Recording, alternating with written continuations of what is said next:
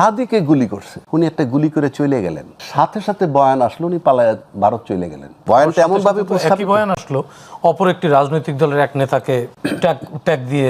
ঠিক আছে, আসলো তো, পক্ষে বিপক্ষে হয়েছে। এবং কোন কোন রাজনৈতিক দলের এই একই লাইনের একটা বিজ্ঞপ্তি দেওয়ার পর সেটাকে আবার সরাইও ফেলছেন। ইউ থিঙ্ক আপনি একটা ইন্ডিভিজুয়াল ওপিনিয়ন দিয়ে দিল as if he knows everything, তাকেই তো সবার আগে আনুষ্ঠানিকভাবে দায়িত্ব আনা দরকার।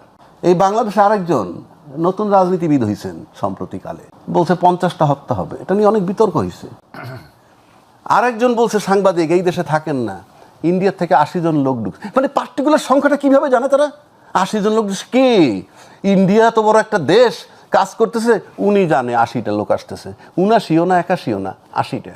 মানে এই যে বয়ান, এই বয়ান যখন আবার মিডিয়ায় প্রচার হইতে থাকে, আপনি যখন বার্তা দিয়ে দিন 1.5 ঘন্টার মধ্যে পালাইয়া বর্ডার ক্রস করে ফেলাইছে, তখন তার কেউ খুঁজবে না। পাশাপাশি আপনি সম্মানিত একজন কি উপদেষ্টা 50 লাখ টাকা ঘোষণা করে অ্যাজ ইফ ও পালায় গেছে, যে পারেন ধরে দেন 50 লাখ টাকা পাইবেন, আর তো ধরা সম্ভব না, মস্করা আর কি।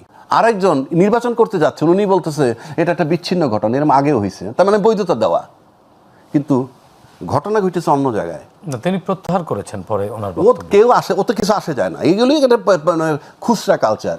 একজন রাজনৈতিক নেতা যখন একটা বাজে মন্তব্য দিয়া ফেলার পর পার্টি দেখে এটা রিয়াকশন কি, যখন দেখে বিরুদ্ধে গেছে ওইটা ওনার নিজস্ব মন্তব্য। এই দেশের লোক কি ঘাস খায়? তো উনি বলছে বইলা এখন এই কথাটা বলতেছে। এখন আসেন আপনি এই হাদি হত্যার পর, হাদি হত্যার আমি জানি না এটা প্ল্যান কি, আমার কাছে মনে হয়েছে এরকম পরিষ্কার, যে ঘটনায় ভিকটিম বেঁচে থাকে, ভিকটিম জানে যে তাকে অপসারিত করছে কারা। আপনার হাতটা আমি কেটে ফেললাম, আপনি নিজের চোখে দেখলেন, আপনি মরেন নাই, আপনি কোর্টে গিয়ে বারবার বলবেন আমার হাতে কোপ দিছে রাজ্জাকি সাহেব। কাজী যারে আমরা সরাইছি সে জীবিত আছে, সুতরাং সে জানে তার বিরুদ্ধ শক্তি হিসেবে মাঠে অগ্রণী ভূমিকা কারা পালন করেছে, তার একজন হাদি। সুতরাং তাকে মেরে ভয় দেখাও যাতে অন্যরা পিছিয়ে যায়। কিন্তু দেখানো ছিল আমার ধারণা, বলছি মানে অন্যরা যাতে দমে যায়, কিন্তু পার্শ্ব প্রতিক্রিয়া যে এরকম হবে যে সিইসি বলছে এটা একটা বিচ্ছিন্ন ঘটনা, আর সিঙ্গাপুরের ডাক পররাষ্ট্রমন্ত্রী টেলিফোন কইরা আমার দেশের সরকার প্রধানরে বলে ওনার এই অবস্থা। বাংলাদেশের ডজন ডজন মন্ত্রী গেছে বাংলাদেশ জন্ম হওয়ার পর সিঙ্গাপুরে চিকিৎসার জন্য, বড় বড় মন্ত্রী। কোন সিঙ্গাপুরের কোন পররাষ্ট্রমন্ত্রী এসে তার দেখাশোনা করছে? চ্যালেঞ্জ করলাম। এবং যদি কেউ একবারও আসতো দেখতে, মানে অন্য রোগী দেখতে আসলো বোধহয় পাশে জায়গায় দাঁড়ায় ছবি তুললে এটা ক্যাশ করতো। কিন্তু হাদির জন্য সিঙ্গাপুরের পররাষ্ট্রমন্ত্রী ব্যস্ত হইল কেন? ইট ইজ ইউনুস যে বলছে আপনি একটু দেখেন।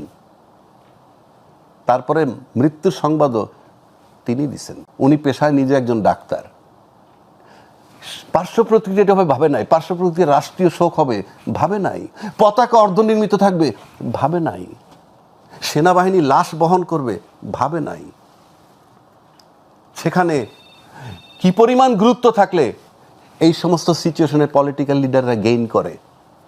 Hit lost equal to heat gain, কে কীভাবে গেইন করবে।